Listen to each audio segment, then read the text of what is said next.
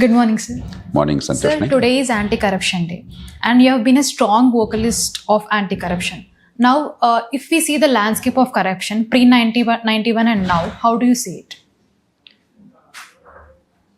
Pre-91 corruption was largely mediated by license permit control, Raj.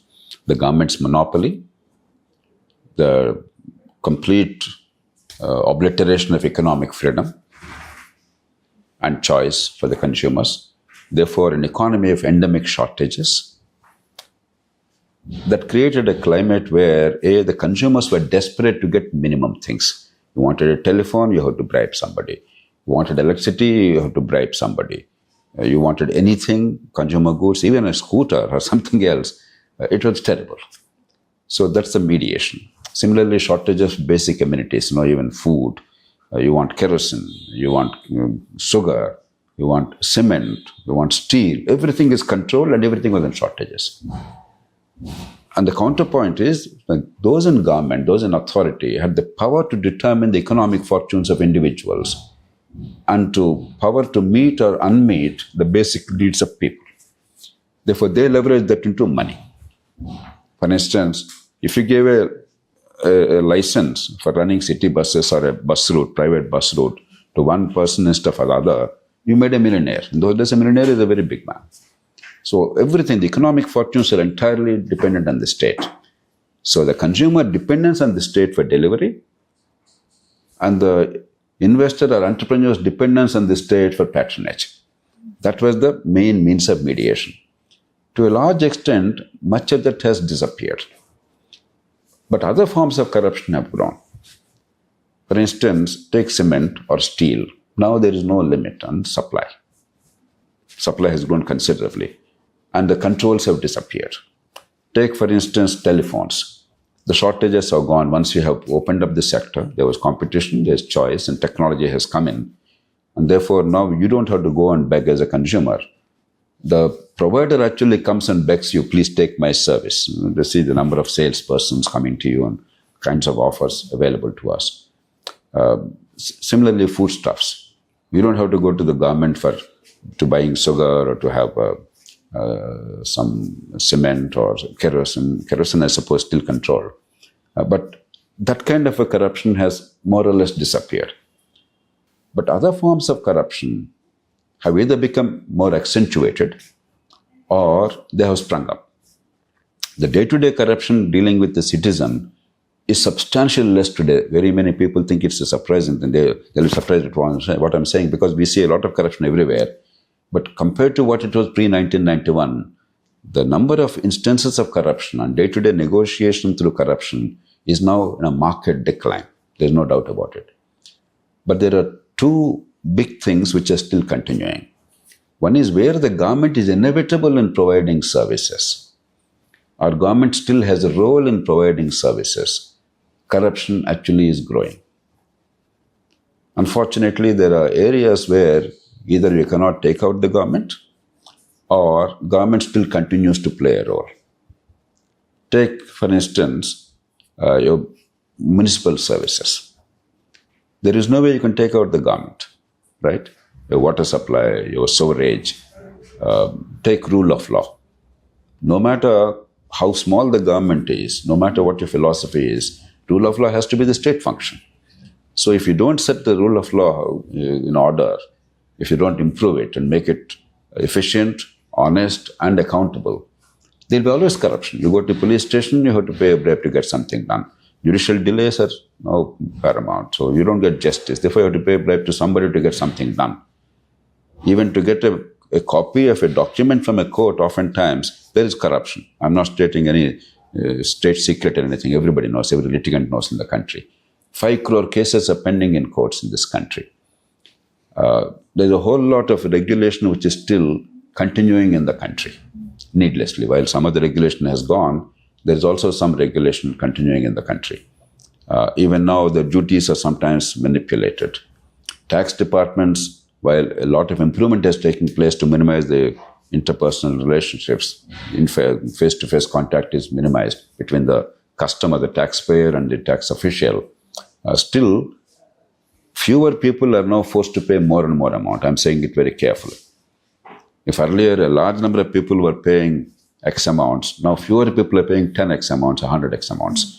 Extortion has become much more rapacious in certain areas. So that part depends on what to do with the state. How do you make the state function differently and better? But there's a second one, the driver. The driver of this corruption, in large measure, is twofold. On the one hand, the political system depends on unaccounted, illegitimate expenditure.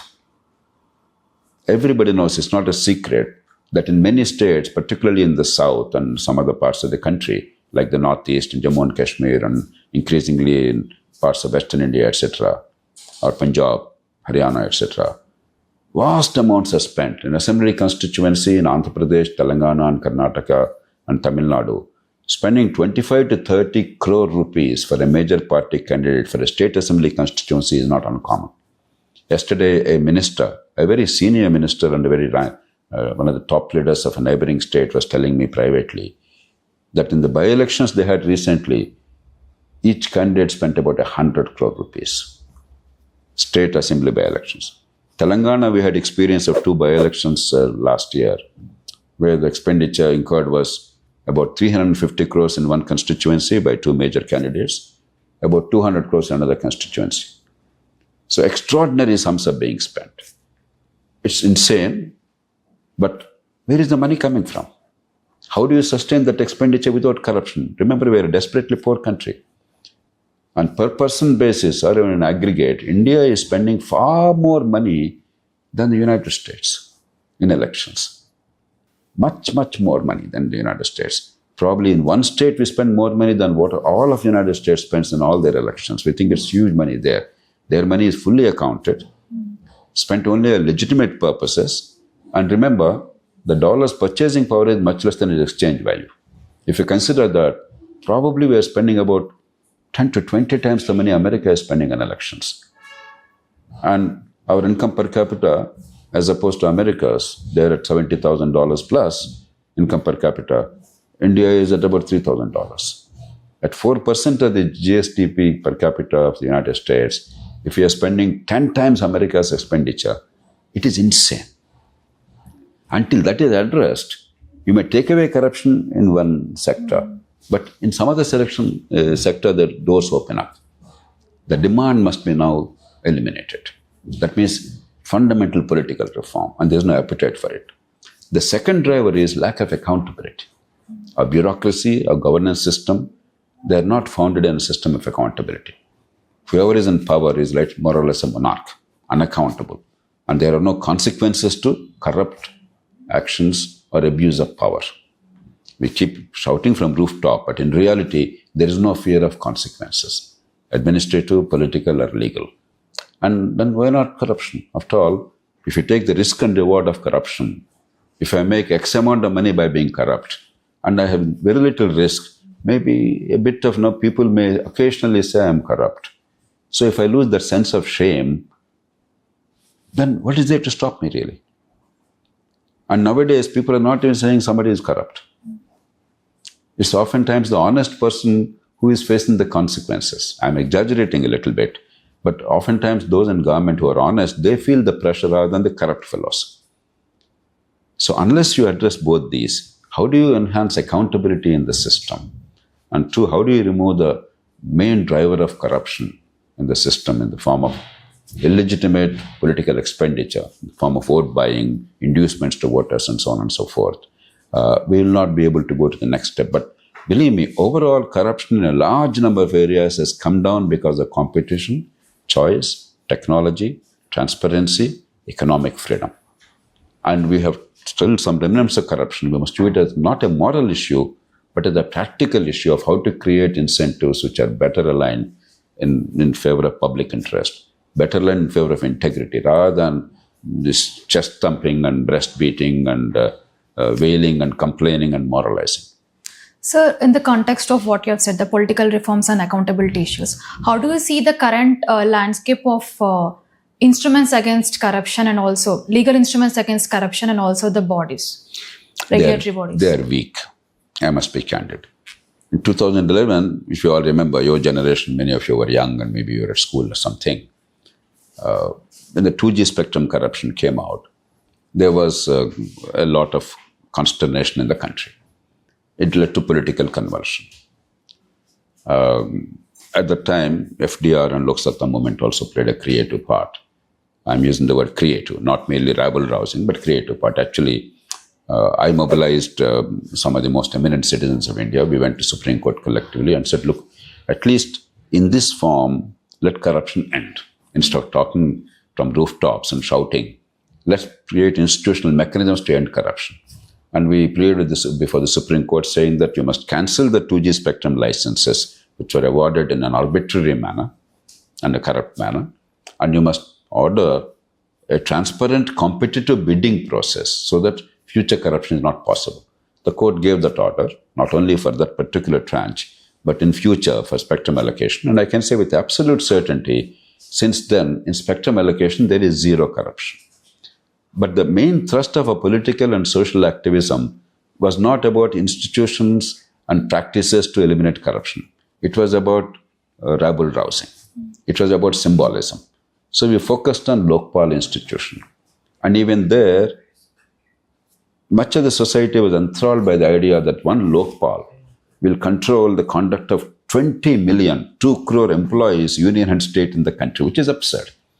Lokpal is a high ombudsman for the key functionaries, and there must be varied institutions at various levels integrated, which will take care of corruption. We do not envisage, but again, FDR played a creative role, loksatta at that time. We held a round table at the national level with all the key stakeholders and eminent activists and jurists and others, including Anna Hazare committee at that time. And we came up with a consensus on 26 items, and that's the basis of the Lokpal law. But what is the net result? We have a colorless, orderless, tasteless Lokpal institution. I mean, no disrespect to individuals. Because of the lack of political commitment, because of decline in public attention and media attention, we created it. The law is good. It's a sound law. We created it, but we did not really adequately empower it because we took as resources, infrastructure, personnel to make it work. Now, does anybody seriously believe that some serious work is going on in Lokpal institution? At least I'm not aware. If something is happening without my knowledge, I'm delighted. But citizens of India are not aware. That itself shows that the institution is just one of the offices in the country. We can make it much better. Because conceptually it is built pretty well. No law is perfect, but it's as good as it can be. But we have to really strengthen it, make it much more effective, and bring CBI totally under their control. You cannot make anti-corruption agencies dependent on the state's control. They have to be independent of the state's control, or at least the political control or the government's control. It must be brought under the accountability structure of the Lokpal. We require also a Lokayukta institution, exactly on par with Lokpal, appointed by a committee comprising of the Chief Minister, Chief Justice in the state, and opposition leader, and the State Anti-Corruption Bureau coming under the control of the Lokayukta. And in my judgment, the Chief Minister brought under Lokpal at the national level, all else being roughly on par with that. We are nowhere near that. Karnataka tried some strong Lokpal institution during Ramakrishna Hegde's time. It now became very weak and anemic like any other state. Similarly, you take the judicial process. Take again 2G spectrum itself, with all that spectacle, the drama, and the public agitation, and the political consternation, and parliamentary debate. Not a single person was convicted for 2G spectrum corruption. People were only jailed for some time and denied bail. That seems to be the punishment in India, not actual trial and conviction and then punishment and sentencing. It's only the arrest and then denying bail for some time. And they all came out as heroes, waving to large crowds, to newspaper photos, and all were re-elected to office at the state or national level. So what kind of a mockery is it? There's not a single case of conviction. So unless the crime investigation part of it, unless the procedural part of it, the forensics part of it, and unless the trial part of it are all tightened dramatically, and there are a lot of things we need to do and we can do. merely talking about corruption whenever a particularly grotesque incident comes to notice, or when politically it becomes very important, we get polarized and shout from rooftops. It doesn't help at all. We have to really tighten the system. And along with that, the thing that probably acts as a deterrent in India is not really the punishment in the form of prison sentence or something. Confiscation of total property. There was a couple called Arun and Kiran Sharma in the United States, doctor couple. They defrauded the American health sector to a significant tune, I think $12, $18 million. I'm talking about 20, 30 years ago. A federal court convicted them, and apart from sentencing them to long jail terms, they lost all the property. Their money and jewelry with them, the bank accounts, their stock, the immovable property like housing, etc. Everything is gone. They were paupers. Now, that is the kind of punishment we require. Exemplary punishment, because most Indians want to make sure that their children inherit a fortune. That is our Hindu, Muslim, upper caste, lower caste, north, south, east, west. That is our dream. That we want to make our children more prosperous. Good. I'm happy with the Indian family structure.